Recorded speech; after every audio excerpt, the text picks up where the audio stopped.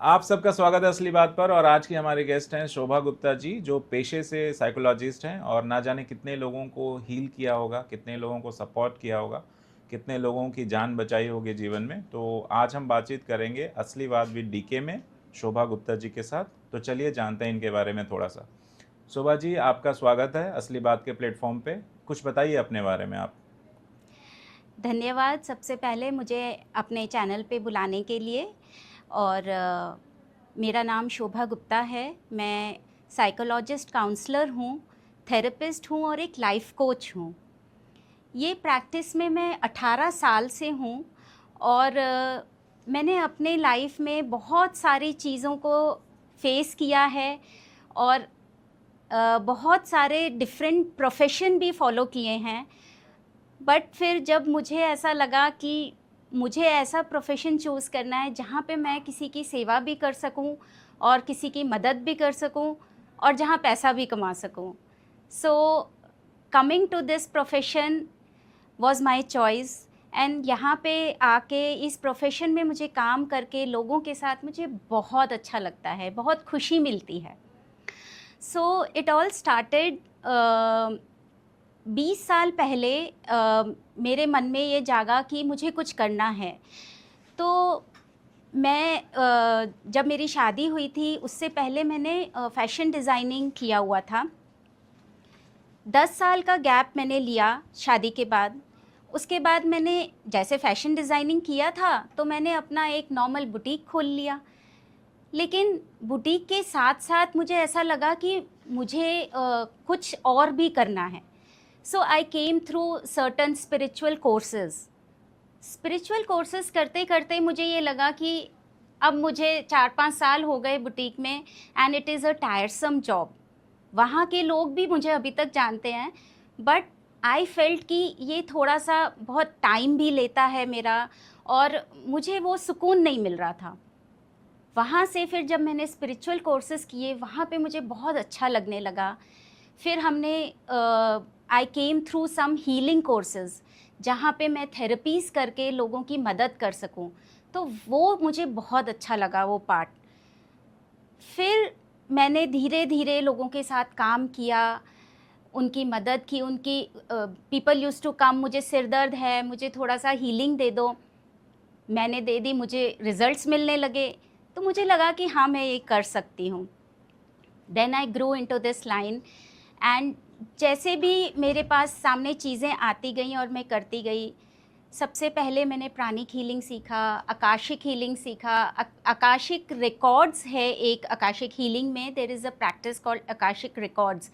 वहाँ जाके हम कैसे अपने लास्ट जन्मों के बारे में कुछ समझ सकते हैं।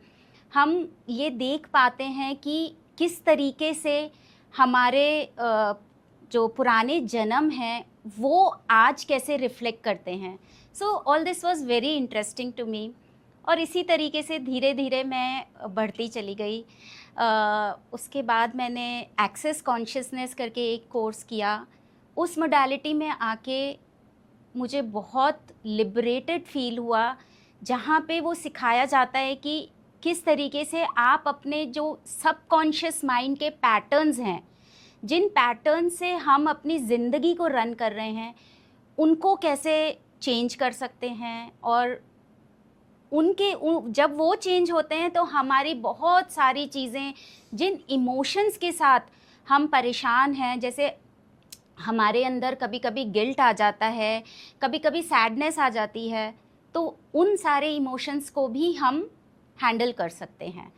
तो अब मेरा सेंटर है वैशाली में एंड मेरे को इसमें बहुत अच्छा लगता है लोगों के साथ जुड़ के, लोगों की सेवा करके। और दिस इज़ ऑल आपने अबाउट कहा मी। कि आपने स्पिरिचुअल कोर्सेज बहुत सारे किए हैं, तो स्पिरिचुअल होना क्या होता है? कैसे कहेगा कोई कि वो स्पिरिचुअल है?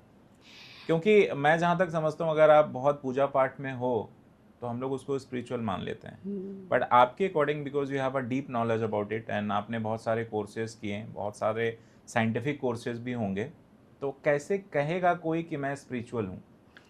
सी बहुत अच्छा क्वेश्चन है ये, क्योंकि स्पिरिचुअलिटी एंड रिलीजन एक बहुत डिफरेंट चीज़ है। जहाँ तक हमारे अवतार आए हैं धरती पे, वो जी। हमें कुछ सिखाने आए हैं, हमें कुछ बताने आए हैं, the way of life. But spirituality is beyond religion. Spirituality हमें ये सिखाती है कि जहाँ नथिंगनेस से एक ओम से सृष्टि बनी, वहाँ तक आप किस तरीके से जा सकते हो और कैसे आप उस ओम से कनेक्ट हो सकते हो, कैसे उस नथिंगनेस से कनेक्ट हो सकते हो। जी। तो spirituality is beyond religion. Religion में हमें बहुत सारी चीज़ें इस धरती पे कैसे हमें रहना है, कैसे, जैसे कृष्ण जी ने आके हमें बताया कि किस तरीके से हमें आगे लाइफ बितानी होगी। उससे पहले राम अवतार आए, उन्होंने हमें बताया कि आगे कैसे हमें लाइफ बितानी होगी। तो हर युग में एक अवतार आए हैं ये बताने के लिए कि इस धरती पे आपको किस तरीके से रहना है। But spirituality is just worshipping on nothingness. जो आपका आपका एक बीइंग है, आपकी एक सोल है, उसका पर्पस, उसका उस पर्पस से भी कनेक्ट होना, दैट इज स्पिरिचुअलिटी। जी। जैसे आज हम लोग देखते हैं कि आप सामाजिक परिवेश में देखेंगे, आप अपने आसपास जो लोग हैं या हिंदुइज़्म में भी हर धर्म में लगभग, तो होता क्या है कि हमारे जीवन में जो ट्रबलसम है या जो परेशानियां आती हैं तो आप सीधा सीधा लोग मंदिर चले जाते हैं, भगवान के सामने हाथ जोड़ते हैं, उनको मांगते हैं कि मेरी ये परेशानी दूर कर दो आप, ये मिठाई चढ़ाऊंगा या भंडारा करवाऊंगा या वट एवर इट इज़। सबकी अपनी अपनी श्रद्धा है। बट क्या आपको लगता है कि वो एक्चुअल स्पिरिचुअलिज्म है? वो स्पिरिचुअलिज्म है ही क्योंकि नहीं। वो तो एक्सचेंज ऑफ बिजनेस यस, हो गया ना। I mean yes, we are asking something and we are giving yes, something. भगवान को पैसा चढ़ाते हैं, भगवान को फूल माला चढ़ाते हैं कि आप मेरी ये परेशानी दूर कर दो। बिल्कुल। तो एक्चुअल में स्पिरिचुअलिज्म क्या है वो? तो मैं आपको बताती हूँ कि मांगना क्या होता है। जैसे लोग सोचते हैं कि, क्योंकि क्या होता है ना, हर कोई स्पिरिचुअलिज्म को समझ नहीं पाता। जी। जो दिखता नहीं है वो लोगों को विश्वास नहीं होता कि ये क्या चीज़ है। जी। तो इसीलिए अवतार ने बताया कि किस तरीके से आपको अब आगे फॉलो करना है। बट हमें मांगने से रुकना नहीं है। मांगने से रुकने का मतलब स्पिरिचुअलिटी में भी when we ask the universe, जी। बिकॉज यूनिवर्स में आपको नहीं पता कौन कहाँ से आके आपकी मदद करेगा। कई बार हम कहते हैं ना कि जब हम आराम से बैठे हुए होते हैं, कोई प्रॉब्लम में फंस गए, आप आराम से बैठे हो and just connect with your self and connect with the universe. आप उस चीज़ को के ऊपर मनन करो, आप उस चीज़ के लिए मांगो कि मुझे रास्ता दिखाओ, एंड आप अचानक से आपको कहीं से कोई बुक मिल जाएगी जिसमें आपको कुछ स्टेप्स मिल जाएंगे, सहायता मिल जाएगी, या कोई फ़ोन कॉल आ जाएगा। कहीं ना कहीं से आपको कोई ना कोई मदद यूनिवर्स ज़रूर भेजता है। इट इज़ ऑल्सो कि हम जब भगवान के सामने पेश आते हैं, हम कहते हैं कि भगवान हमारा ये काम कर दो, ये भी गलत नहीं है। बट उसके बदले में 100 रुपये चढ़ाना या घंटा चढ़ाना या कोई लाल धागा बांधना, वो थोड़ा बचकाना है। बिकॉज भगवान को एक्चुअली में कुछ नहीं चाहिए। अगर आप तैयार हो, if you are ready to receive for what you are asking, you will get it. भगवान आपको ज़रूर देगा। बट हम कितना तैयार हैं जो हम मांग रहे हैं। सपोजिंग मैं आज 1 करोड़ रुपया मांग रही हूँ 1 महीने में, बट क्या मैं उसके लिए तैयार हूँ? अगर मैं तैयार हूँ तो यूनिवर्स उसको स्टॉप नहीं कर सकता, वो ज़रूर देगा, बहुत बहुत दिल से देगा। But we should be ready to receive it. जी। कई बार ऐसा सुना है मैंने, दर्शकों का बहुत सारा सवाल भी है, क्योंकि सबकी प्रॉब्लम वही साइकोलॉजी से ही हम लोग बोलते हैं ना। तो जब हम लोग प्रिपरेशन कर रहे थे तो उसमें बहुत सारे ऐसे सवाल आए कि आप ये सवाल पूछना जहाँ हम लोग सबसे ज़्यादा फंसते हैं। जैसे कई लोगों का ये कहना है कि जब आप स्पिरिचुअलिज्म में ज़्यादा जाते हो, आजकल न्यूमेरोलॉजी, एस्ट्रोलॉजी, बहुत सारे ऐसे साइंसेज हैं अलग अलग, अदर देन रिलीजन्स, जो रिलीजियस वैल्यू सिस्टम है वो तो है ही है। लोगों को ये लगता है कि जब आप ज़्यादा स्पिरिचुअलिज्म की तरफ जाते हो तो आपको ज़्यादा प्रॉब्लम होने लग जाती है, या जब आपको प्रॉब्लम होती है तब आप स्पिरिचुअलिज्म की तरफ ज़्यादा जाते हो? देखिए, अगर मैं इस चीज़ को देखूं तो मैं, जैसे हम स्कूल्स में पढ़े हैं, हमारे बहुत सारे नोन हैं जो कहते हैं कि हमारा बच्चा बीमार था इसलिए हम इसमें आए, हमारी फैमिली में प्रॉब्लम्स थी, रिलेशनशिप में इश्यूज़ थे, इसलिए मैंने ये स्कूल चूज़ किया। लेकिन अगर आप मेरी कहानी सुनेंगे तो मैंने स्पिरिचुअलिज़्म किसी वजह से नहीं चूज़ किया। बस मुझे ये था कि मुझे इतनी दुनिया में जिद्दोजहद वाला काम नहीं करना जिसमें मुझे खुशी नहीं मिल रही हो। जी। मैंने स्पिरिचुअलिज्म इसलिए ज्वाइन किया कि मुझे वहाँ पे बहुत अच्छा लगा। सो द थिंग इज़ कि अब लोग किस लिए ज्वाइन करते हैं ये तो नहीं पता, ये उनकी अपनी, हर किसी की अपनी जर्नी होती है। जी। बट द थिंग इज़ कि ये इंडिया में भी माना जाता है कि जब हम किसी गुरु से मिलते हैं तो it is the Guru who is choosing us, it is not we who are going to spiritualism, it is our destiny also chooses us. Okay. But destiny तो हमारे पास आ गई। हमें, जैसे मुझे किसी स्कूल का पता चला कि ये मोडालिटी, ये स्कूल है जहाँ पे आप A to Z इस तरीके से आपको एजुकेशन मिल सकती है। बट उस स्कूल में जाना ना जाना, उसको ज्वाइन करना, वो भी आपकी चॉइस होती है। तो एस्ट्रोलॉजी जहाँ तक है, डेस्टिनी तो है, ऐसा नहीं है कि डेस्टिनी नहीं है, कर्मा नहीं है, बट उस कर्मा को, उस डेस्टिनी को आप कैसे हैंडल करते हैं वो आपके ऊपर निर्भर करता है। कर्मा थ्योरी को आप मानती हैं? Karma theory is something will come to you. अब जैसे ये podcast was suppose to come to me, but क्या मैं उसको एक्सेप्ट करूँगी कि हाँ मैं जाऊँ, बात करूँ, बोलूँ अपने बारे में? It all depends on what you choose. Okay. या टोटली। मतलब आपके आगे कुछ आता ही है, आप उसको अच्छा या बुरा, आपका जो एक कॉग्निटिव है, आप डिसाइड करो। यस। और फिर देखो कि वो आपके फिटमेंट जो उसका है आपकी लाइफ पे, उसका क्या इम्पैक्ट होगा। बिल्कुल। आप अपने जीवन में यहाँ तक पहुँची हैं, इस पड़ाव पे हैं आप, तो आपको कभी लगा होगा जीवन में कि यार अब नहीं हो रहा, ऐसा कभी हुआ? ऐसा जब इट इज़ वेरी मैंने, इमोशनल थिंग या एंड पीपल, आई मीन जिस भी गेस्ट से मैंने ये सवाल पूछा है, मैं सबसे ये सवाल पूछता हूँ तो उनका बहुत मार्मिक सा जवाब होता है इस पे। तो वो मोमेंट जहाँ पे आपको लगा हो किसी भी फेज़ में, चाहे आपके चाइल्डहुड में हो या जब आप यंग थी उस समय, या जब आप अभी इस एक मैच्योरिटी वाले फेज में हैं, बिजनेस वूमेन हैं आप, अब लगता होगा कहीं कि नहीं अब नहीं हो रहा, अभी भी कहीं फंसती होंगी आप? मैंने जैसे आपको बताया ना, देखो मेरा बचपन बहुत अच्छा था, मेरे पेरेंट्स बहुत सिंपल थे, जी। तो मैंने सिंप्लिसिटी ही सीखी। फिर बॉम्बे से, आई वॉज एजुकेटेड इन बॉम्बे, वहाँ से जब मैं यहाँ आई मुझे दिल्ली का कल्चर बहुत डिफरेंट लगा। अच्छा। इसीलिए I took a break of 10 years, okay. Having kids and everything, तो मुझे वो ब्रेक भी अच्छा लगा। बट देन आई थॉट कि नहीं, मुझे कुछ और चाहिए। लेकिन जो ब्रेकिंग पॉइंट था वो मेरा एक बुटीक के टाइम ही था, जब मुझे अब ऐसा लग रहा था कि अब ये बहुत ज़्यादा टायरिंग है, क्योंकि सुबह से लेके रात तक it was, I like the job, ऐसा नहीं है, इवन पीपल बहुत अच्छे से वो मुझे मानते थे। बट द थिंग इज़ कि वो छोटी छोटी चीज़ों के लिए आप जिद्दोजहद कर रहे हो। आई थॉट कि this is not the purpose of my life, and that was the only moment when I felt कि नहीं, ये चीज़ तो नहीं करनी।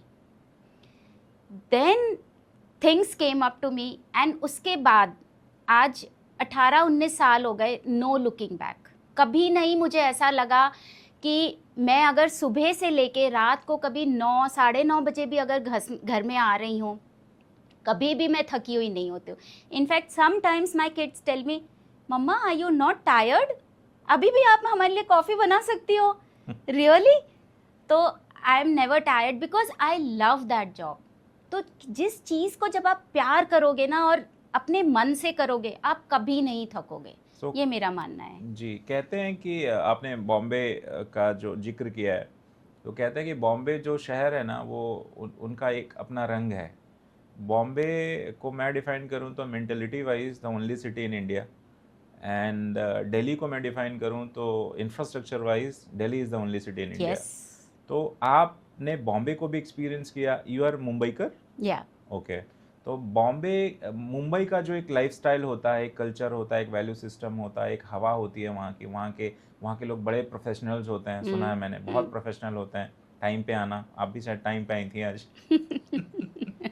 और नॉर्थ इंडिया के बारे में कहा जाता है कि यहाँ के लोग थोड़े लेट लतीफ़ होते हैं, मतलब मस्त। थोड़ा मस्त होते हैं, थोड़ा बिंदास होते हैं, हाँ चलेगा, कर हाँ। लेंगे। तो ये दोनों कल्चर को आप कैसे देखती हैं? कितना टफ था आपके लिए? बॉम्बे में बॉर्न एंड बॉट अप आप हैं वहाँ की, आपकी हम्म। एजुकेशन वहाँ की है। हम्म। फिर दिल्ली, नोएडा, गाजियाबाद जैसे शहर में, एनसीआर में आपको क्या कठिनाइयाँ हुई मैडम? यहाँ मैं आपको करेक्ट करूँगी, बॉर्न एंड बॉट अप तो मैं बॉम्बे की खैर नहीं हूँ, जी, बिकॉज मैं उससे पहले और 2-3 जगहों पे रह चुकी हूँ। बॉम्बे, मेरा पूरा कॉलेज टाइम बॉम्बे में हुआ है। बॉम्बे वाज डेफिनेटली बहुत प्रोफेशनल एक कल्चर है वहाँ पे। That is why what happened is कि सुबह हमारा कॉलेज होता था, 7 से 12 कॉलेज ख़त्म, उसके बाद people use to work. I thought कि काम तो नहीं करना इतनी जल्दी, लेकिन I started learning fashion designing there, जी। क्योंकि वहाँ पे खाली लोग रहते नहीं और मुझे खाली रहना पसंद नहीं था। तो आई स्टार्टेड लर्निंग दैट। तो बॉम्बे ने मुझे काम करना ज़रूर सिखाया, बहुत खुश मिजाज रहना सिखाया वहाँ पे। मतलब ऐसा नहीं था कि किसी चीज़ का बुरा मान गए या कुछ हो गया। फिर उसके बाद जब मैं दिल्ली आई, दिल्ली में it was a totally different culture. तो यहाँ के कल्चर को थोड़ा शो ऑफ कल्चर भी है। वहाँ पे हमने कुछ भी पहन लिया, कुछ भी कैसे भी है, बहुत अच्छा, बहुत इजी गोइंग कल्चर वहाँ है जज नहीं मुंबई करते का, आपको लोग? बिल्कुल भी, बिल्कुल नहीं। और दिल्ली में थोड़ा सा ये कल्चर था। तो लेकिन इसमें भी मैंने अपने आप को ढाल लिया, क्योंकि जजमेंट से जब मैं बाहर आ गई, आई थॉट कि ठीक है, कोई भी जज कर रहा है, let me be what I am. Right. And आज जो मेरा प्रोफेशन है, मैं लोगों को भी यही सिखाती हूँ कि आप जो हो वो ही रहो। आप बिल्कुल ना अपने आप को जज करो और ना किसी और को जज करो, because judgement is a evil, it is a killer. वो आपकी सारी उम्मीदों पे ना ख़त्म कर देगा आपकी ज़िंदगी को, जहाँ जजमेंट आया। कई बार मैंने देखा है, जो मैं महसूस करता हूँ अपने सोसाइटी में, चाहे वो बॉम्बे का किसी भी स्टेट की सोसाइटी हो, इंडिया के हर कोने में लगभग मैं ट्रेवल किया हूँ, अक्रॉस द ग्लोब भी गया हूँ मैं, तो जो लोग हैं ना, वो उनकी परेशानी वही है कि उनको हासिल जो हुआ वो नहीं चाहिए था, उनको कुछ और चाहिए। तो कई बार ऐसा होता है ना कि लोगों को वो सफल हो गए, मतलब हम्म। आपको क्या चाहिए जीवन जीने के लिए? सफलता का कोई एंड नहीं है। आपको एक बेसिक घर चाहिए, आपको हो सकता है 4 बेडरूम फ्लैट चाहिए होगा बॉम्बे में, दिल्ली में, बैंगलोर में, 2 गाड़ी होंगी आपके पास, और उसका लेवल कुछ हो, मतलब वो लग्जरियस हो सकती है, ब्रांड नेम नहीं लूँगा मैं गाड़ियों का, बट उसके बाद भी लोग अधूरे होते हैं। इसको कैसे देखते हैं आप? देखिए, अधूरे लोग इसीलिए फील करते हैं क्योंकि जब वो अपना पैशन नहीं फॉलो कर रहे होते हैं। कई लोग इस तरीके के होते हैं कि पीपल कम टू मी, वो कहते हैं कि मेरे पेरेंट्स ने वो नहीं करने दिया जो मुझे करना था। लाइक कोई मेरे साथ अभी शेयर कर रहा था रिसेंटली कि मुझे सबसे पहले ये बनना था, आपका एयर होस्टेस बनना था, वो नहीं बनने दिया। फिर मुझे एक बिज़नेस खोलना था, उन्होंने बोला नहीं इस तरीके से मत करो, उस तरीके से करो।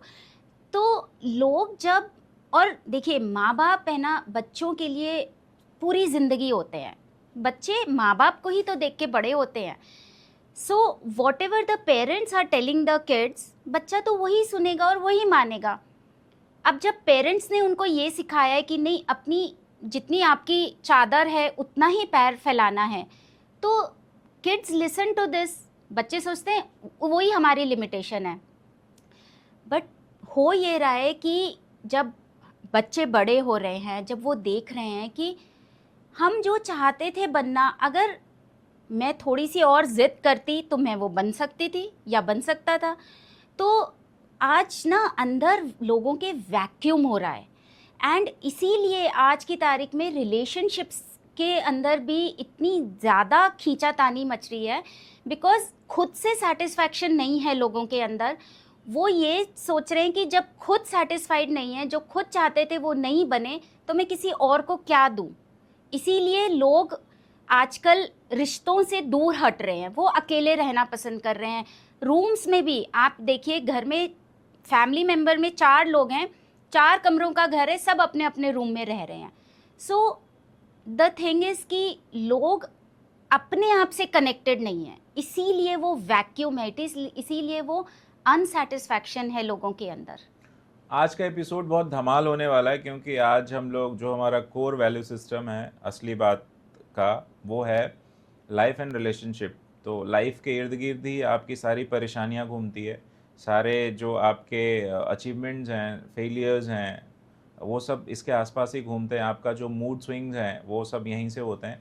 हमारा मकसद ये असली बात प्लेटफॉर्म लाने का कि अगर जो भी हमारे प्लेटफॉर्म पे गेस्ट आते हैं तो उनके अपने एक्सपीरियंसेस होते हैं लाइफ को लेके, कई उनकी अपनी एक्सपर्टीज़ होती है। तो अगर हम आपकी जीवन में थोड़ा सा भी बदलाव ला देना, डिफरेंट पॉडकास्ट से या शॉर्ट जो भी आप कंटेंट हमारा देखते हैं, जो जिस तरह का भी हम कंटेंट ला रहे हैं, तो मेहनत तो है मैडम, है ना? मेहनत तो बिल्कुल कर रहे हैं हम लोग। और बिल्कुल, आप बहुत लोग मेहनत कर रहे हैं लाइक आप। शेयर एंड फॉलो करते रहिए असली बात को। और हम लोग अगली कड़ी में देखते हैं, और जो हमारे जो टॉपिक्स हैं उसको कवर करेंगे जो लाइफ एंड रिलेशनशिप्स के बसते हैं, जहाँ से जीवन शुरू उसी से होता है और अंत भी बिल्कुल उसी पे होता है। बिल्कुल बीच में आप जो मर्जी कर लो। बिल्कुल। तो मेरे ख्याल में अगर मैं जीवन में देखूं तो कई लोग बड़े सेटिस्फाइड होते हैं, उनके पास कुछ नहीं होता। कई लोग बड़े अनसेटिस्फाइड होते हैं, उनके पास सब कुछ होता है। इसको कैसे देखती हैं आप? वही कहते हैं ना क्योंकि कि वही जिसको हम लोग अगर और थोड़ा डिफाइन करेंगे तो वो होगा ओवर थिंकिंग, कि जिसके पास सब कुछ है वो भी कुछ पाने की चाह में है, वो भी सोचता रहता है कि मुझे कुछ ना कुछ तो चाहिए। तो आपकी जो पार्टनर है, आपको एक अच्छा बचपन मिला, आपकी शादी हुई, फिर आपके जीवन में पैसा भी आया, आपने जॉब्स की, आपने बिजनेसेस किए, आप सक्सेसफुल हैं, आपके पास घर गाड़ी बंगला सब कुछ है, फिर भी आप खुश नहीं हैं। तो आपने जीवन को कैसे, मतलब आपने तो गंवा दिया ना। आपने क्या देखा, क्या समझा, क्या महसूस किया, क्या सीखा जीवन में? उसके बाद भी आप फेल हो, उसके बाद भी आप सोचते हो कि यार मैंने तो कुछ किया नहीं। या कई लोगों को आपने रिग्रेट करते हुए देखा होगा कि आपके पास भी बहुत सारे क्लाइंट्स आते होंगे, तो आपने बिल्कुल देखा होगा कि मैंने तो जी अपना पूरा जीवन परिवार को दे दिया। तो आपने परिवार को क्यों दिया? आपने जीवन सीखा ही नहीं, टोटली। है ना? तो जीवन क्या है ना, वैरायटी ऑफ एक्सपीरियंसेस और इंसिडेंट्स। तो इससे आपको सीखना चाहिए। तो इस कड़ी में आप क्या कैसे देखती हैं इसको? मतलब लोग कैसे इसको ओवरकम करें, कैसे माने कि मैं सफल हूँ? सवाल बहुत थोड़ा लंबा हो गया है ना? बहुत नहीं, बट बहुत अच्छा सवाल है, क्योंकि ये ही आजकल लोग फेस कर रहे हैं। जी। मेरे पास जो लोग आ रहे हैं, और आ ही इसलिए रहे हैं क्योंकि वो अनसेटिस्फाइड है, सब कुछ होते हुए भी उनके पास। मैं मतलब पॉलिटिशियंस तक के भी मैंने उनसे कनेक्टेड हूँ, उनका भी मैंने काउंसलिंग करती हूँ। तो मैं यही देखती हूँ कि इनके पास सब कुछ है, लेकिन फिर भी वो अनसेटिस्फैक्शन क्यों? बात ये होती है कि जब हमारे को सेटिस्फेक्शन कैसे मिलेगा, जब हम अपने आप से कनेक्टेड होंगे, जब हम ये जानेंगे कि जो मैं ये काम कर रही हूँ वो, जैसे मैंने आपको बताया कि मैं बुटीक रन कर रही थी, आई वॉज हैप्पी। ऐसा नहीं है कि मेरा पसंद का काम नहीं था, बट वहाँ पे मुझे ऐसा लगने लगा कि ये अनसेटिस्फाइंग जॉब है, मुझे ये नहीं करना। जब मुझे ये लाइन मिली जहाँ मुझे बहुत अच्छा लगा, आज मैं वही जॉब अगर डबल टाइम भी करूँगी तो भी, अगर मुझे रात को भी 10-11 बजे किसी का कॉल आता है, I definitely pick up. And people tell me this only, वो मुझे यही रिव्यूज़ देते हैं कि हम किसी भी वक्त मैम को कंसल्ट करते हैं, she is always there for me. मुझे वहाँ थकान नहीं लगती। क्यों? क्योंकि मुझे पता है कि मैं जिसको जो चीज़ दे रही हूँ वो उसके फ़ायदे की है, वो उसको हेल्प करेगी। जी। And I find that satisfaction. हो सकता है ये ही मेरा सोल का पर्पज़ है।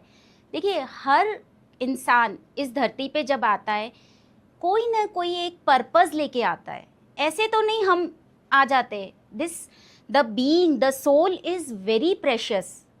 वो कुछ ना कुछ एम लेके आया है अपनी लाइफ में। उसके साथ ठीक है, कुछ कर्मास अटैच्ड होते हैं। कर्मास भी इसीलिए होते हैं कि कुछ लाइफ में हैपनिंग तो होना ही चाहिए ना। एंड ये कर्मास को भी हम अपनी चॉइसेस से रिजॉल्व कर सकते हैं। प्रॉब्लम्स तो हर किसी की ज़िंदगी में आएंगी, वो हमें प्रॉब्लम्स को ना हमेशा चैलेंजेस समझो, बिकॉज प्रॉब्लम प्रॉब्लम नहीं होती, अगर हम उसको चैलेंज समझेंगे ना, हमें कोई ना कोई तरीका ज़रूर मिल जाएगा उस चैलेंज को फेस करने के लिए, and you will be like boosted कि वाओ मैंने इस चीज़ को एक्वायर कर लिया। ये बात आप जो कर रही हैं, ये तो अगर कोई, जैसे हम बहुत हाईली एलीट क्लास की बात करें या जिसको साइंटिफिकली इन चीज़ों की नॉलेज है, बट अगर एक मजदूर है, लेट से बहुत ही Okay. नीचे लेवल पे बात करते हैं, ठीक है। उसको एंजाइटी नहीं होती, उसको कोई प्रॉब्लम तो बहुत सारे होंगे उसके पास भी, पैसे की प्रॉब्लम है, उसको भी गाड़ी चाहिए, सपने तो उसके भी हैं। बिल्कुल। तो जब उसके, जो मैं बात जो कर रहा था, हमारी जो मेजर जो प्रॉब्लम है कि ओवर थिंकिंग को कम कैसे करें, और कौन सा ऐसा तरीका है जिससे वो असरदार तरीका हो, जिससे ओवर थिंकिंग कम हो जाए। जो भी लोग सुन रहे हैं, over thinking is a common problem this days, बिल्कुल कॉमन। तो उसको कम कैसे करें, सिंपलेस्ट तरीका क्या है? ठीक है, द थिंग इज कि आप अपने आप को किसी से कंपेयर मत करें जी। बिल्कुल भी। आप देखिए, सबसे बड़ी प्रॉब्लम है कि दुनिया आपको जज बाद में करती है, पहले आप अपने आप को जज करते हो कि मैं ये चीज़ कर रही हूँ तो सही कर रही हूँ या गलत कर रही हूँ, मैं क्यों कर रही हूँ, उस इंसान के लिए मैं, अरे भाई आपको करना है तो करो, नहीं करना है तो मत करो, as simple as that, because this is your life. आप किसी से परमिशन लेके इस धरती पे नहीं आए थे, आपने अपनी बात सुनी थी, इसीलिए आप इस धरती पे आए थे। अब क्यों नहीं आप अपनी बात सुनते? रही बात मजदूर की, वो इसीलिए सेटिस्फाइड है क्योंकि पहली बात तो वो थक जाता है और वो सो जाता है। हम लोग भी मजदूर ही हैं। बिल्कुल। सो आप काम करें अपनी पसंद का। जब आप काम करते हैं ना, आप थक जाते हो, आप सो जाते हो, आपको नहीं पता आप पत्थर पे सो रहे हो या आप गद्दे पे सो रहे हो। दूसरी थर्ड थिंग इज, जो मैंने आपको जजमेंट वाली बात बोली ना, it is very deep. Judgement के साथ क्या हो रहा है कि आप कॉन्स्टेंटली सोच रहे हो कि मैंने ये चीज़ करी, अब उसका क्या रिज़ल्ट होगा, क्या मुझे ये करना चाहिए या नहीं करना चाहिए। हम अपने ये सारी चीज़ें ना, हमारा माइंड प्ले करता है। क्या होता है कि हमारी लाइफ हमारे पैटर्न्स पे रन करती है। पैटर्न्स कहाँ से आते हैं? हमारा बिलीफ सिस्टम, जो हमारे माँ बाप ने बचपन में सिखाया या हमने कहीं टीवी से देखा, मीडिया से देखा, जो हमारी पुरानी पिक्चरें दिखाते थे कि एक मैरिड लाइफ ऐसी होती है या प्रोफेशनल लाइफ ऐसी होती है, उससे हम अपनी ज़िंदगी लिख लेते हैं पूरी बचपन में ही। सो हम अपनी ज़िंदगी को उन्हीं पैटर्न से रन कर रहे होते हैं। अब होता क्या है कि अगर हमारी ज़िंदगी में कुछ और आ जाता है तो we don't know how to handle that situation. जब हम उस सिचुएशन को हैंडल करना नहीं जानते तो हमें डर लगता है, कभी बचपन का फियर आ जाएगा, उसके साथ ऐसा हो गया था, कहीं मेरे साथ भी ऐसा ना हो जाए। अगर मैंने किसी को रास्ते में चलते हुए मेरी गाड़ी किसी से टकरा गई, कहीं वो केस ना कर दे, कहीं मैं जेल में ना बंद। अरे भाई ये सब बाद में होगा, पहले अभी इस सिचुएशन को हैंडल करो। मोमेंट टू मोमेंट जीना सीखें। एवरी मोमेंट अगर आप जिएंगे ना, आपको कल की चिंता करने की ज़रूरत ही नहीं पड़ेगी। और कल की चिंता नहीं होती, that is only planning for tomorrow, planning for your future, not fearing for it कि मैं ये कर पाऊंगा या नहीं, ये ऐसा होगा या नहीं होगा, पैसा मेरे पास आएगा या नहीं आएगा। You know that disturbs you. अगर आप ये विश्वास रखेंगे कि मैंने सब कुछ सही किया है and I have that vision, कि जो मैंने एक विजन क्रिएट किया था वो चीज़ मैंने करी है, उसके बाद जो होगा देखेंगे ना, कुछ और करने की ज़रूरत होगी तो देखेंगे, फिक्र क्यों करनी है। नहीं, कई बार हम लोग देखते हैं कि इसके दो पहलू हैं जिस पे थोड़ा और डिस्कशन करना चाहिए हमें, अच्छा लगेगा हमारे दर्शकों को। पहला है कि आपने कहा कि हमें सोचना चाहिए या नहीं सोचना चाहिए, प्लानिंग करनी चाहिए, वो शॉर्ट टर्म होनी चाहिए, या फिर हम ये सोचते हैं कि फ्यूचर की चिंता क्यों करनी है। तो हमें इंडिया में स्पेशली जो पेरेंटिंग होती है वो ऐसी होती है कि अगर तुम चिंता नहीं करोगे तो तुम कर भी नहीं पाओगे। तो तुम्हें प्लान करना चाहिए। कॉर्पोरेट में अगर आप देखेंगे तो मिशन विजन की बात होती है कि भाई मोदी जी का भी विजन है कि 2047 में हमें देश को डेवलप करना है। तो वो उस फेज में, उस लूप में होंगे, कहीं ना कहीं पूरा सिस्टम सिंक्रोनाइज्ड होगा और जितने भी मिनिस्ट्रीज है सब उस पर कर रही होंगी। एक एग्जाम्पल के तौर पे इसको समझते हैं। और हम बात कर रहे हैं उन लोगों की जो कई बार उनको समझ नहीं आता कि जीवन है क्या, जीना कैसे है, वो डे बाय डे उनके जीवन से कम हो रहा है। कई जगह पे ऐसा सुनता हूँ मैं कि यार आज जीते हैं, फ्यूचर की चिंता क्यों करनी है। तो ऐसे कई सारे कॉन्ट्राडिक्टरी स्टेटमेंट्स हैं, पेरेंटिंग है, लूप ऑफ बिहेवियर है, या कह लें इमोशंस हैं। कई जगह पे चीज़ों को इमोशनल करके जोड़ दिया जाता है कि आपने ये किया, आपको कुछ चीज़ें नहीं मिली लाइफ में तो आपने ये कहा। कई बार रेफर्ड होता है कि आप कोई किताब पढ़ो। तो अब जैसे ओवर थिंकिंग को थोड़ा और समझते हैं, क्योंकि मैं अपनी बात करता हूँ। मैं पॉडकास्ट में बैठा हूँ, मेरा दिमाग यहाँ नहीं है, मेरा दिमाग कल पे है कि कल मेरा एक शेड्यूल है मीटिंग, वहाँ पे मुझे जाने के लिए कैसे मैं जाऊँगा, पहले क्या रेडी करूँगा, फिर वहाँ से कैसे ट्रेवल करूँगा, फिर वहाँ से कैसे जाऊँगा, क्या होगी मीटिंग, उसका रिजल्ट क्या होगा, ये लूप है। तो इसको कैसे ब्रेक करें? एक जो हमारी ट्रेनिंग है, एक जो मेरा ब्रेन ट्रेंड है, ऑलरेडी सोच रहा है, क्योंकि मैंने शायद अपने ब्रेन को ट्रेन कर लिया है कि हम स्टेप बाय स्टेप चीज़ों को करते जाते हैं, देखते हैं कि इसको आप प्लानिंग कहेंगी, ओवर थिंकिंग कहेंगी, या फिर और कुछ है। इसको ब्रेक कैसे करें? देखिए, ऐसा होता है कि आपने प्लान कर लिया कि आज तो मैं पॉडकास्ट में बिजी रहूंगा एंड कल मेरी ये प्लानिंग है, हो गई, डन, खत्म जी। अब आप ओवर थिंक तब करेंगे जब आपको वो विश्वास नहीं है कि अगर कुछ बीच में आया तो गड़बड़ हो जाएगी and you will not be able to handle it. तो ये विश्वास कि मैं हैंडल नहीं कर पाऊंगा किसी सिचुएशन को, ये सबसे पहली हर्डल है जो आपको ओवर थिंक करने में। क्योंकि कहीं ना कहीं लाइफ में ना ऐसी कोई सिचुएशंस आई होंगी जब आप परेशान हो गए होंगे, आपने सोचा कुछ, हुआ कुछ, और वो होता भी यही है, सोचा हुआ। मतलब मैं 90% लोग जो सुन रहे होंगे वो ये इस बात से कनेक्ट करेंगे खुद को कि आपने सोचा था कुछ, वो चीज आज तो आपको मिलेगी ही नहीं। तो क्या है, मतलब ये साइंस है या ऐसा जो गिवर है वो तो ऐसा प्लान करके बैठते हैं? ये ना हमारा विश्वास, देखिए आपकी जिंदगी it runs on your belief. आपका बिलीफ अलग होगा, मेरा बिलीफ अलग होगा। अगर आपने धीरे धीरे, अगर आपके पास ऐसे 2, 3, 4 बार इंस्टेंसेस हो गए कि आपने जो सोचा वो आपको नहीं मिला, ये आपने पैटर्न बना लिया। अब आप हर बार ये सोचोगे मैं ऐसा नहीं सोचूंगा, नहीं तो जो सोचता हूँ वो तो मुझे मिलेगा ही नहीं। तो आपकी जिंदगी अब उस पैटर्न पे रन कर रही है। अब हो क्या रहा है, अब आप बैठे यहाँ हो लेकिन सोच कल के लिए रहे हो, और अंदर ही अंदर दूसरा माइंड ये सोच रहा है यार जो मैं सोचता हूँ वो तो होता नहीं है, अब पता नहीं कल क्या होगा। सो फिर वहाँ पे ओवर थिंकिंग आ गई। सो ओवर थिंकिंग को ब्रेक करना, जो होगा देखा जाएगा, आई कैन हैंडल इट। सो सबसे बड़ा sentence, I can handle it. तो आपके हिसाब से मैं चलूं, जो तो प्लानिंग क्या है फिर? आपने अगर प्लान मैं मन किया में प्लानिंग करूं, तो आपने प्लान कर लिया कल के लिए, ठीक है, और छोड़ दिया, वो मैसेज भी यूनिवर्स को चला गया। उसके बाद आपका रोल इतना ही है कि आप कल सुबह उठें, तैयार होएं और जाएं। You are the subject now. अब आपको कोई मेहनत नहीं करनी उसमें, क्योंकि अगर अब आपका बिलीफ सिस्टम अगर ये बोलेगा जो मैं सोचता हूं वो नहीं होता, तो फिर तो वो नहीं होगा, फिर वो नहीं होगा। बिकॉज आप अपने आप को तो काटोगे नहीं ना जी। अपने आप को तो हमेशा जिताओगे। सो हमेशा सोचो वो जो आपको स्ट्रांगली बिलीव है।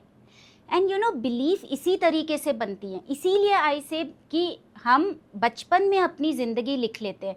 बहुत रिसर्च हुई है इसके ऊपर कि बच्चा बचपन में ही अपनी ज़िंदगी, आई थिंक 1 साल से लेके 6-7 साल तक वो अपनी पूरी ज़िंदगी लिख लेता है। आजकल हम लोग बात कर रहे थे अभी ओवर थिंकिंग की, तो इसी को हम थोड़ा और आगे बढ़ाते हैं। उसमें हम लोग देखते हैं कि जीवन लाइफ के बारे में लोग बहुत बात करते हैं, लोग अपने लाइफ में परेशान हैं, कई लोग वही वही लूप फिर से आता है कि कैसे करें। तो कई बार लोगों को मूड स्विंग बहुत होते हैं, तो मूड स्विंग्स को कैसे कंट्रोल करें? क्योंकि अभी क्या है ना, कई लोग बहुत अपफ्रंट होते हैं, कई लोग बहुत ही मैनिपुलेटिव होते हैं, कई लोग बहुत कंट्रोल्ड होते हैं, कई लोगों का बिहेवियर कंट्रोल्ड होता है। तो उनको दिख रहा है कि वो चीज़ गलत है, बट उनको कहने का तरीका डिफरेंट होता है।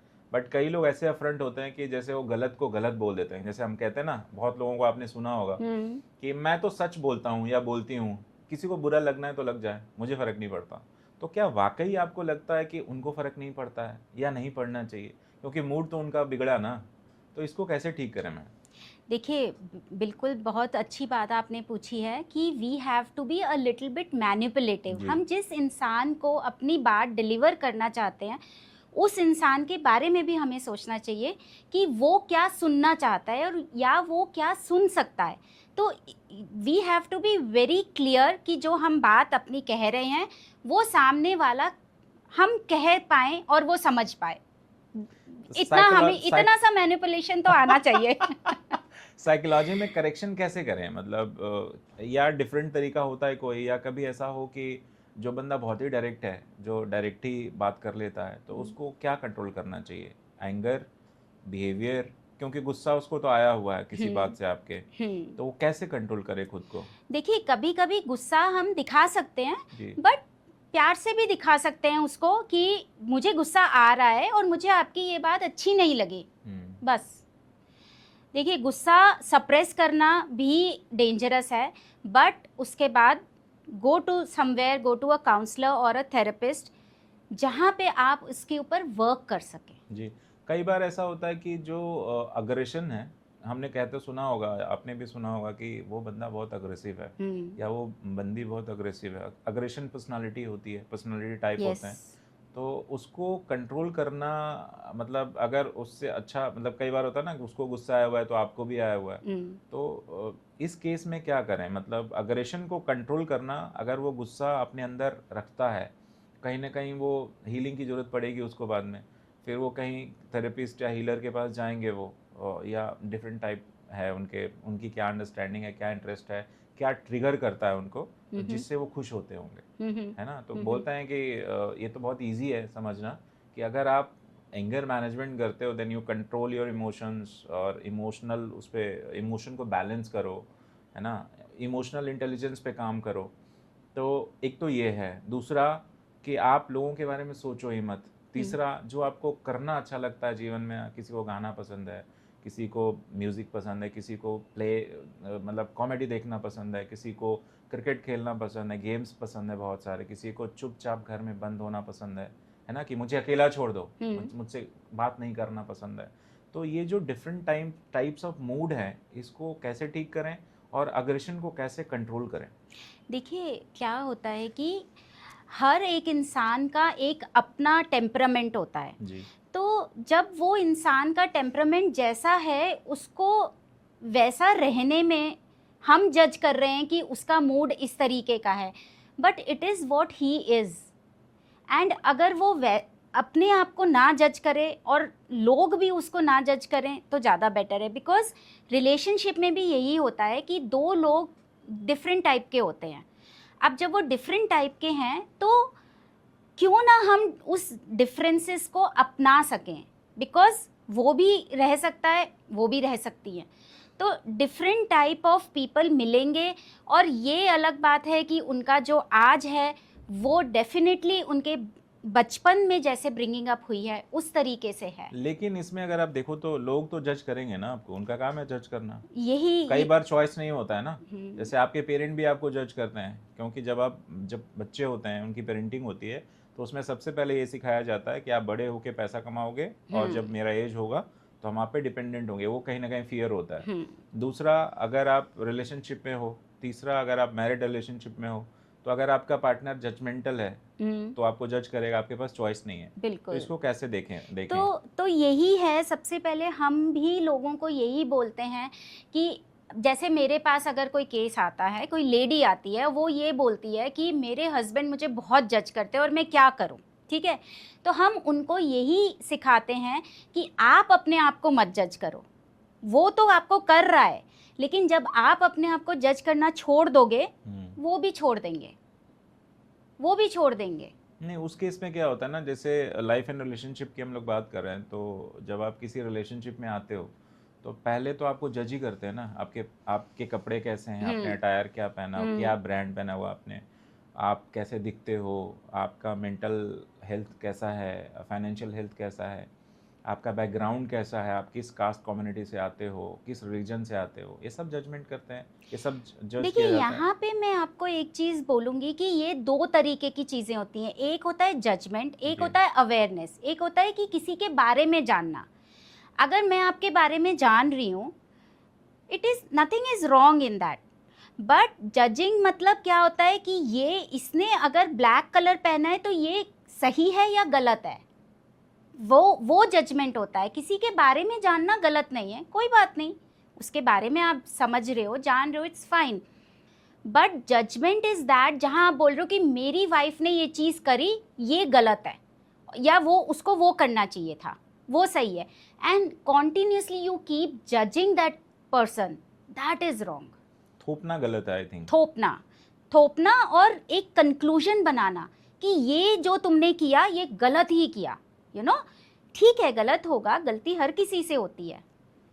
लाइफ में हम लोग स्पेस की बात करते हैं समटाइम्स कि रिलेशनशिप में स्पेस चाहिए मेरे को, करियर में स्पेस चाहिए, मेरा कुछ अपना है, तो इसको कैसे देखते हैं? क्योंकि आपका पार्टनर आपको स्पेस नहीं देगा, उनको अपना स्पेस चाहिए, आपको अपना स्पेस चाहिए, या फिर उन आपके स्पेस में वो आते हैं, उनके स्पेस में आप जाते हो, आपके इंटरेस्ट में वो आते हैं, उनके इंटरेस्ट में आप घुसते हो।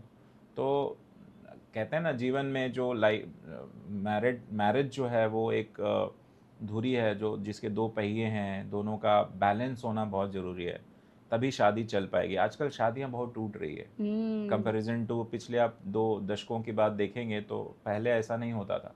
क्योंकि अगर मैं रूरल इंडिया की बात करूं तो वहाँ पे 2 फैमिली इन्वॉल्व होती थी, पूरा समाज इन्वॉल्व होता है, 2 गांव इन्वॉल्व होते थे। मतलब अगर एक दामाद गांव में आता है या छोटे शहरों में आते हैं तो उनको लगभग आधा मोहल्ला जानता है कि ये उनके दामाद हैं। बट शहरों में हमने थोड़ा इसको लिमिट कर दिया है और इंडिविजुअलिस्टिक अप्रोच ज़्यादा है। तो अब जो शादियां हैं वो चल नहीं रही। पहले शादियां निभा ली जाती थी कि मैं अपने मेंटल हेल्थ की बात नहीं करती हूँ, अपने फाइनेंशियल हेल्थ की बात नहीं करती हूँ, या करता हूँ, मैं आपके साथ हूँ। तो अब वो साथ वाली बात नहीं है, आई थिंक। तो इसको कैसे ठीक करें?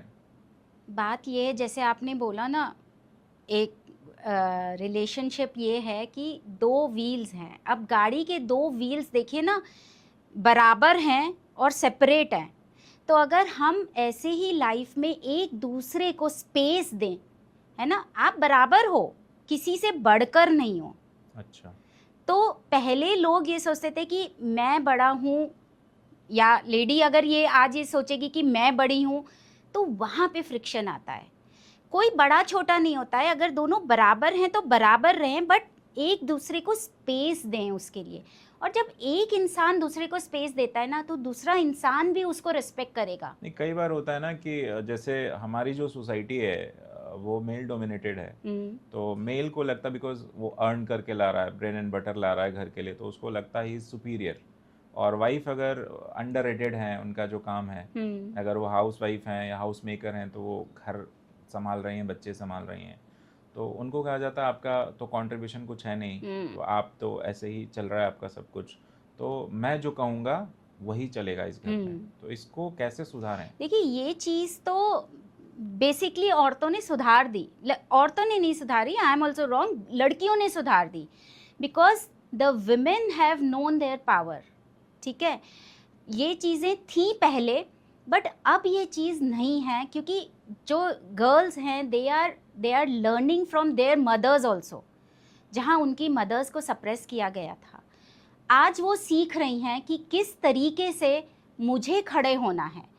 बट द थिंग इज़ कि यहाँ पे भी कभी कभी एक, वही मैंने बोला ना, जैसे एक व्हील ना ज़्यादा ऊंचा हो रहा है, अब गर्ल्स का ऊंचा हो रहा है कि नहीं मैं ही हूँ।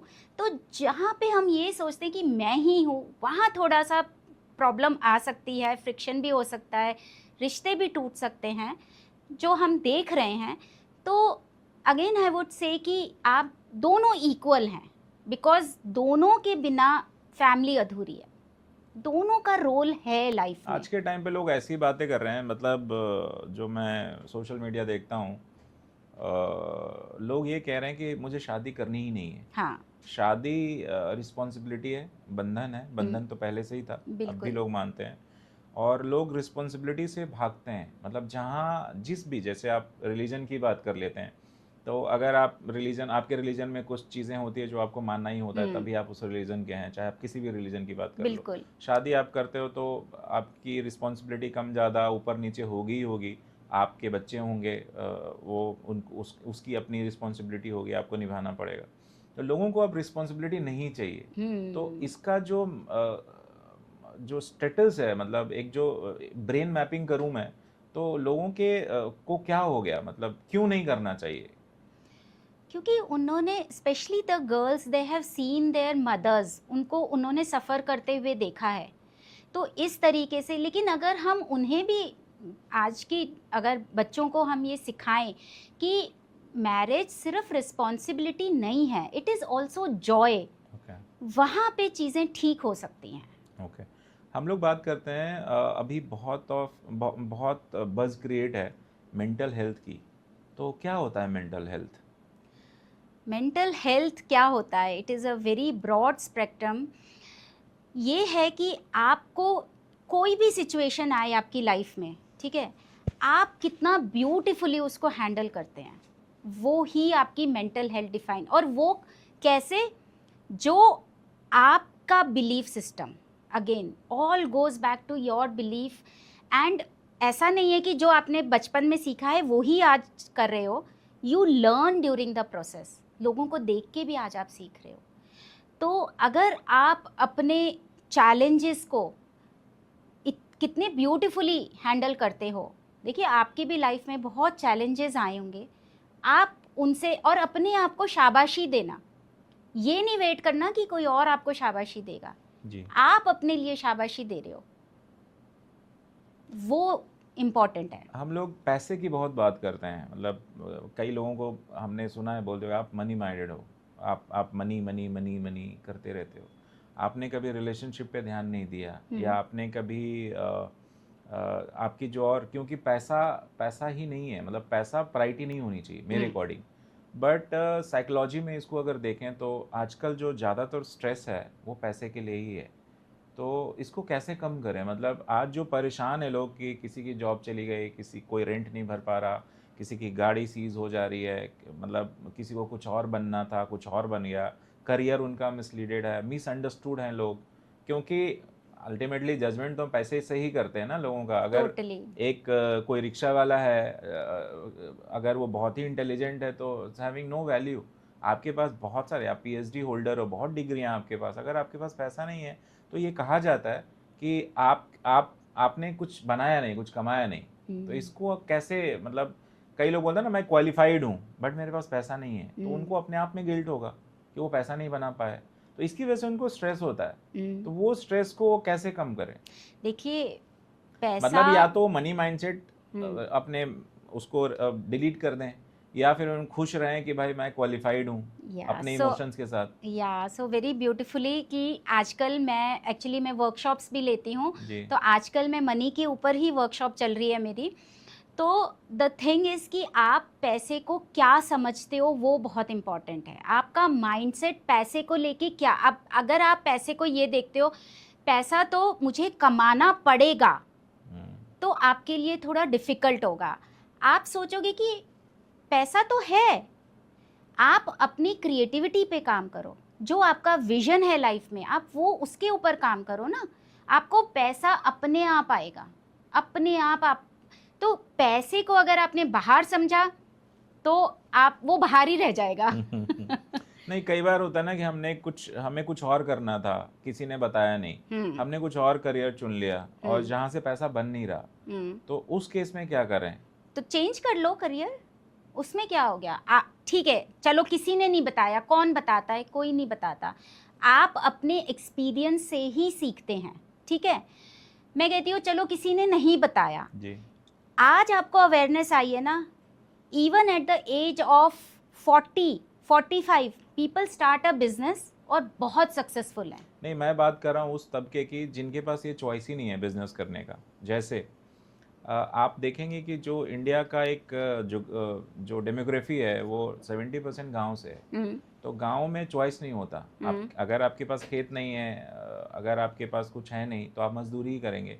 आप चाहे कितने भी क्रिएटिव हों या कितने भी और भी आपके स्किल सेट हों आपके पास चॉइस नहीं होता, क्योंकि आपको ये नहीं पता कि कल का जो खाना है वो कहाँ से आएगा। हम्म, जैसे एक एग्जांपल लेते हैं कि I was walking in a park hmm, किसी दिन।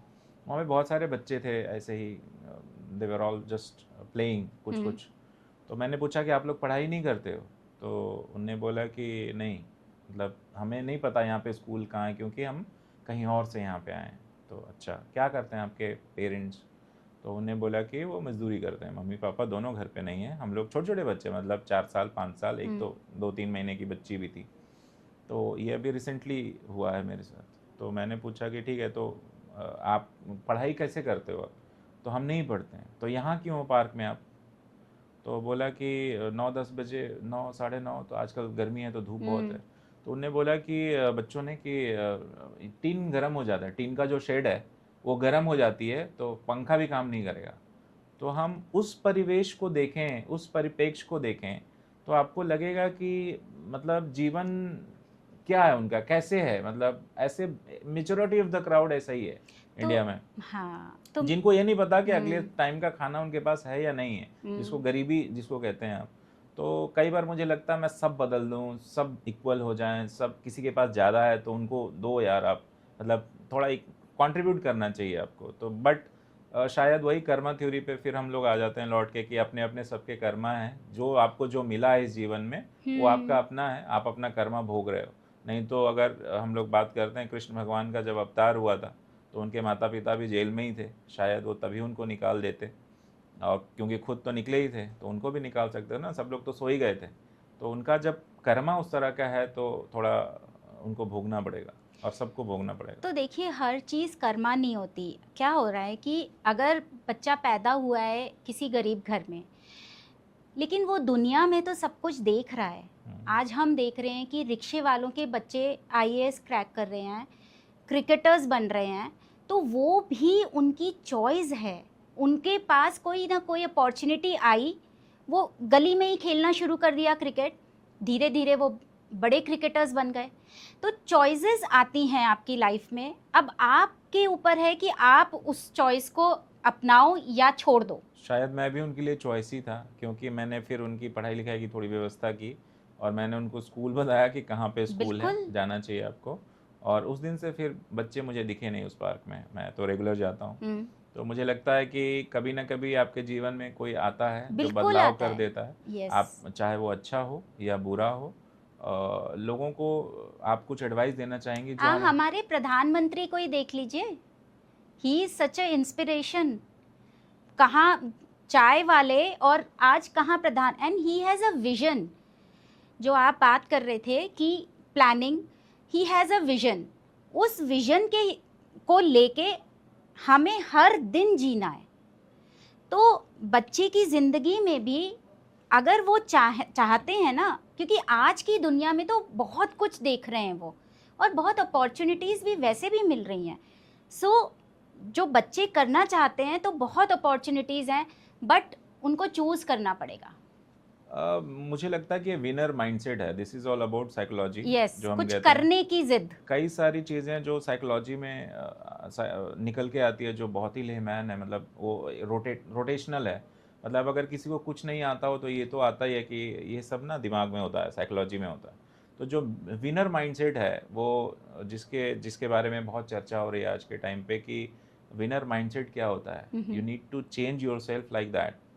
तो उसको किसी का माइंडसेट ही नहीं है चेंज होने का, तो हुँ, कैसे करे? मतलब हम बात करते हैं मोटिवेशन की, तो कई लोग बोलते हैं मोटिवेशन इज टेम्परेरी। हुँ, जब तक आपके अंदर वो ज़ील नहीं है ज़ील नहीं है। हासिल करने की, आपकी अपनी ज़ील नहीं है, तो आप मोटिवेशन से मोटिवेट होके आप कुछ दिन करोगे, आप उसको कंप्लीट नहीं कर पाओगे। बिल्कुल। तो आपका क्या इंसाइट है इस पे? देखिए मैं अपने पेशेंट से ना जब मेरे पास आते हैं, मैं उनको सबसे पहले यही पूछती हूँ, क्या आप ठीक होना चाहते हो? तो मैं आपको ठीक कर सकती हूँ, क्योंकि मैं एक ज़रिया हूँ, आई एम अ चैनल। मैं आपकी हेल्प कर सकती हूँ, 100% हेल्प कर सकती हूँ, लेकिन आपकी इच्छा होनी चाहिए ठीक होने की। चाहे वो रिलेशनशिप इश्यूज़ हो, चाहे वो फाइनेंशियल इश्यूज़ हों, चाहे वो आपका कोई क्रिएटिव पार्ट है कि मैं ये चीज़ नहीं कर पा रही हूँ, कोई भी लाइफ का पार्ट है, अगर आप चाहते हो, आपको ज़रूर मिलेगी वो चीज़। और हम जैसे लोग सिर्फ चैनल्स हैं उनकी हेल्प करने के लिए। इंडिया में साइकोलॉजिस्ट जो लोग हैं उनकी बड़ी रिस्पेक्ट है, और कहते हैं कि अगर कोई मोटिवेटर नहीं है तो आप किसी साइकोलॉजिस्ट से मिलो, वो आपको मोटिवेट कर देंगे। दैट विल अगेन आपको रास्ता दिखा देंगे वो कि कहाँ कैसे करना है, क्या क्या मेंटल इलनेस है आपके, आप कहाँ आप मिस कर रहे हो जीवन में, वो आपको गाइड कर देंगे। तो क्या ये सच है? हाँ, बिल्कुल सच है, क्योंकि जब मेरे पास भी जैसे कुछ लोग आते हैं, दे शेयर देयर स्टोरी, जब वो स्टोरी अपनी बता रहे होते हैं, वहाँ से मैं उनके चीज़ों को पिक करती हूँ, क्योंकि उनको नहीं पता, वो अपनी स्टोरी जिए जा रहे हैं, तो वो उसी तरीके से स्टोरी जब अपनी शेयर करते हैं, वहाँ से मैं पिक करती हूँ कि उनकी इशू क्या है, उनका बचपन का क्या इशू रहा जिसकी वजह से वो आज ये चीज़ फेस कर रहे हैं। तो काउंसलर्स, क्योंकि हम लोगों को नॉन जजमेंटल तरीके से देखते हैं, हम जज नहीं कर रहे हैं। तो हम लोग बात कर रहे थे इंडिया में साइकोलॉजिस्ट की एक स्कार्सिटी है। मतलब मुझे लगता है कि जितने भी हीलर्स हैं, मतलब अभी थोड़ा लॉट ऑफ बज अबाउट हीलर्स, थेरेपिस्ट और मेंटल हेल्थ, वहीं पे हम लोग वहीं से शुरू करते हैं कि लोगों को इधर तो अर्बन एरिया में ज़्यादा है, रूरल एरिया में कम है। तो आपको लगता है कि जैसे रूरल एरिया में ना जॉइंट फैमिली अभी भी है, जॉइंट लोग होते हैं कि अगर मोहल्ले में भी कोई जा रहा होता है ना तो उसको बुला के बात कर लेते हैं, इधर आ, क्या तेरा हाल ठीक है, या जो ट्रेडिशनल ग्रीटिंग का तरीका होता है कि राम राम जी, आज भी वो ट्रेडिशन होता है। बट सिटी में क्या है कि people are so busy about मतलब देम सेल्फ कह लो आप, कि उनकी अपनी एक प्रायोरिटी लिस्ट होती है कि आज मैं सुबह उठ के ये चीज़ें करनी है, चेक लिस्ट है, मुझे ऑफिस जाना है, ऑफिस से आना है, बस फिर ये करना है, ये करना है। मतलब एक इंडिविजुअल अप्रोच पे ज़्यादा है। तो उस केस में कई लोगों को लगता है कि नहीं, मेरे ये जो चेक लिस्ट है इसमें थेरेपी भी है। तो थेरेपी कैसे करते हो आप, क्या होती है? और जो स्कारसिटी ऑफ साइकोलॉजिस्ट है इंडिया में, मुझे लगता है आने वाले टाइम में और बढ़ने चाहिए, और लोग और साइकोलॉजिस्ट आएंगे, और variety of centres, number of centres खुलेंगे, और सबको ज़रूरत है आई थिंक आज के टाइम पे। टोटली भी, हम ये बोलते हैं कि घर में एक साइकोलॉजिस्ट होना चाहिए, जी। क्योंकि क्या होता है कि जब कुछ लोग होते हैं बट वो प्रोफेशन एज प्रोफेशन फॉलो नहीं कर रहे, बट कम से कम उनके अंदर वो अवेयरनेस होती जी। है। और दूसरी बात आपने जो पूछी थेरेपीज़ की, तो थेरेपीज़ क्या करती हैं कि आई डू टच थेरेपीज़, जिसमें जब ब्रेन को टच करके हमारा जो सबकॉन्शियस में जो पैटर्न्स हैं जिनकी वजह से कई बार हमें परेशानियां आती हैं, तो उन सबकॉन्शियस पैटर्न्स को ब्रेक करता है। तो ये थेरेपीज़ इसलिए हेल्प करती हैं कि जब वो पैटर्न्स ब्रेक होते हैं, तो जब आपके पास कोई ना कोई अपॉर्चुनिटी आई, जैसे अब आपने बोला कि आपने बच्चों की हेल्प करी, वो बच्चे बहुत जल्दी आपकी अपॉर्चुनिटी को ग्रैब करेंगे और आगे बढ़ जाएंगे। पता नहीं कहीं कोई कुछ बन जाएगा कभी लाइफ में और आपके सामने आएगा। तो ये थेरेपीज़ इस तरीके से ब्रेक कर होती हैं। एंड जैसे रिलेशनशिप में भी ये बहुत हेल्प करती हैं, बिकॉज हम अपनी लाइफ वही रोज़मर्रा की तरीके से, आज मैं उठी, ये होएगा वो होएगा, we conclude our life. Therapies break those patterns. Okay. हम लोग बात करते हैं आज के टाइम पे जो रिलेशनशिप है ना, it's on kind of a gas, और गैस लाइटिंग बहुत होती है। साइकोलॉजी में टर्म है गैस लाइटिंग यस। की।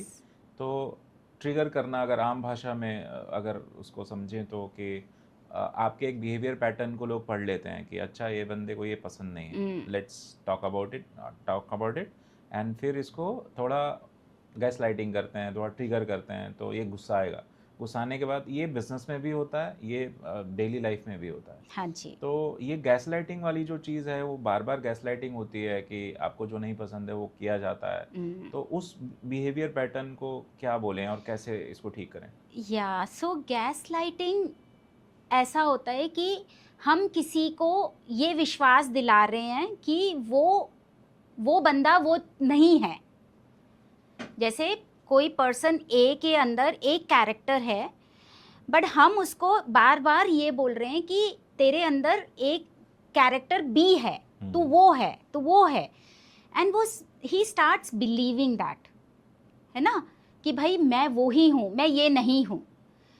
और फिर वो अपनी लाइफ में इतना डिस्टर्ब हो जाता है कि ना वो रहता, ना वो ये बन पाता जी। तो इसीलिए gas lighting is actually evil on earth.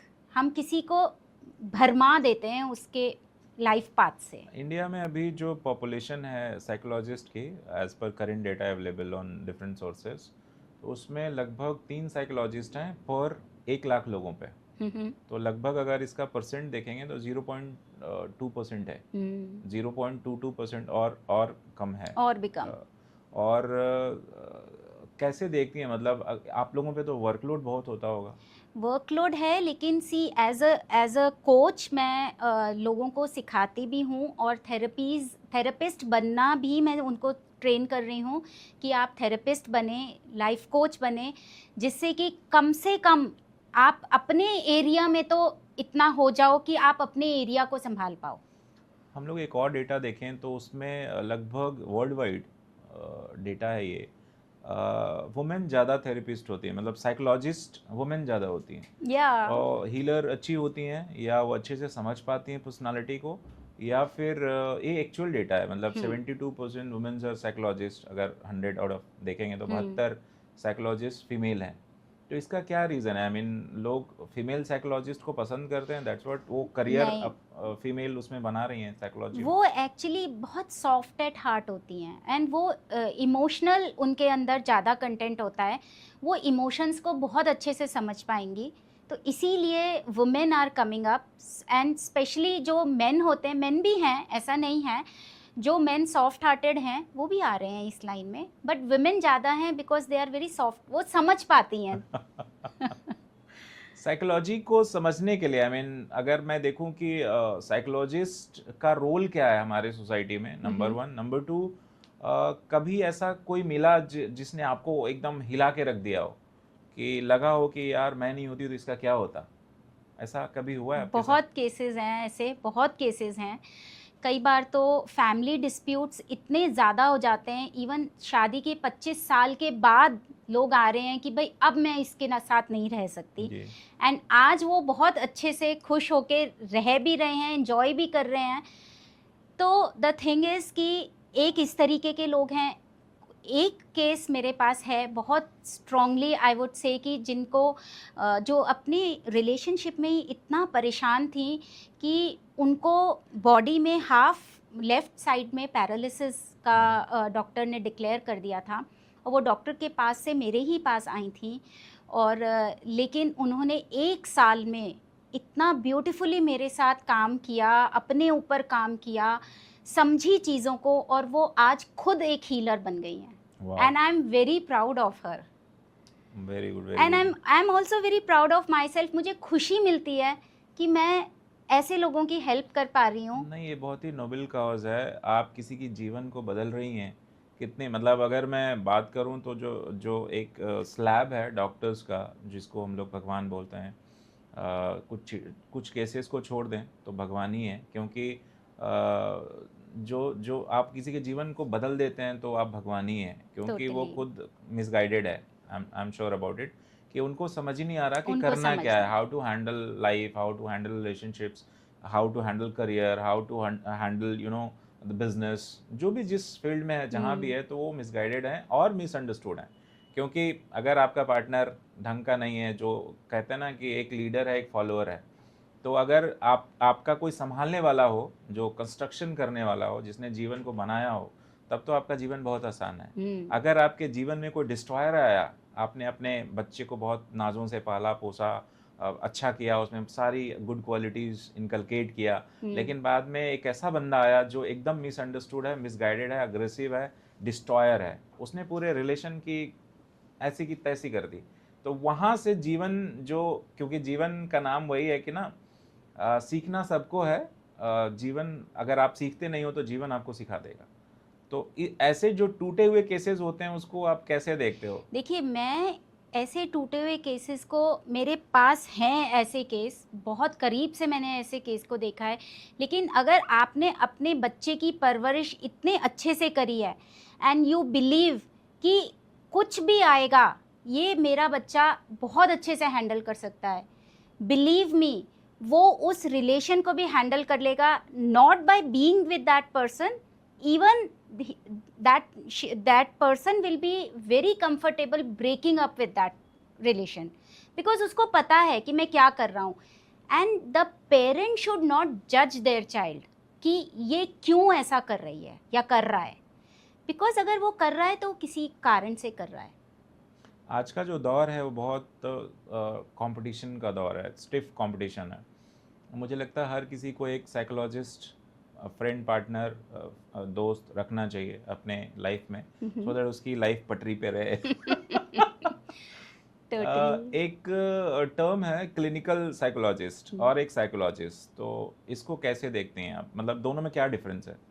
देखिए, क्लिनिकल जो है ना वो मेजरली क्योंकि आम लोगों को ये समझ नहीं आता कि साइकोलॉजिस्ट कौन है और हाँ, क्लिनिकल साइकोलॉजिस्ट कौन है। वो क्लिनिकल जो हैं वो बेसिकली टेस्ट के आधार पे उनका चेकअप होता है, जी। कुछ टेस्ट होते हैं उनके लिए, और they also recommend some medicines. But जो हम हैं, हम अपनी अवेयरनेस से काफ़ी काम लेते हैं। Like when I give therapy, मैं टच करके किसी की ज़िंदगी में बता सकती हूँ, या मुझे, मेरे लिए, क्योंकि मुझे उस इंसान के साथ काम करना है, तो मुझे पता है कि इसकी ज़िंदगी में क्या चल रहा है और क्या इसका छोटा सा बैकग्राउंड क्या है, किस वजह से ऐसा हो रहा है। And I don't give medicines. देखिए, मेरा ये मानना है कि हमारी बॉडी खुद अपने आप में एक पूरी फार्मेसी है। सो हमारी बॉडी में हम हर तरीके की बीमारियों को ठीक कर सकते हैं। Wow. Yes, I am not challenging the medical line, but the thing is कि अपनी बॉडी पे की अगर हम मतलब बॉडी सुने, खुद हील कर सकती है। बॉडी खुद हील करती है।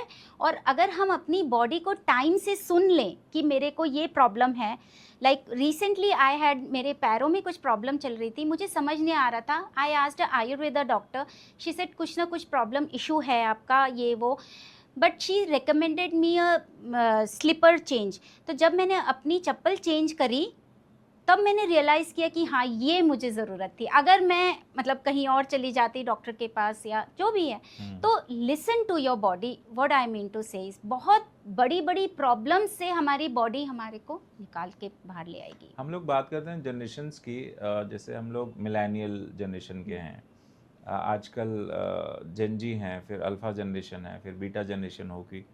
तो जो हम जेनजी की बात कर रहे हैं, उनके बारे में बहुत बात होती है आज के टाइम पे, because they are, I mean, वो कॉर्पोरेट में भी हैं, घर में भी हैं, आपकी सोसाइटी में हैं, तो उनका बहुत fundamental is very very clear कि उनको जो करना है वो उनको पता है, वो फालतू चीज़ों में नहीं पड़ते।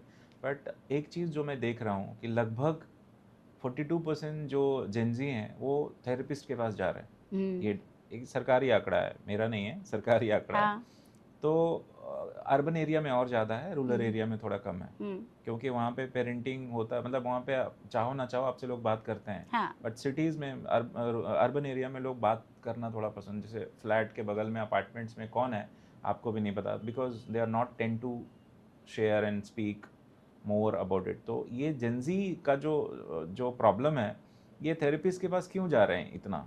देखिए, मेरे पास क्या भी वो वर्क प्रेशर है या उनको ये फैशन है, उनको लगता है कि नहीं जाना ही है, तो जाना चाहिए? नहीं ऐसा नहीं, इट इज़ नॉट जाना चाहिए। वो कभी भी प्रेशर में कुछ नहीं करेंगे, वो तब करेंगे जब उनके दिल से आवाज़ आएगी।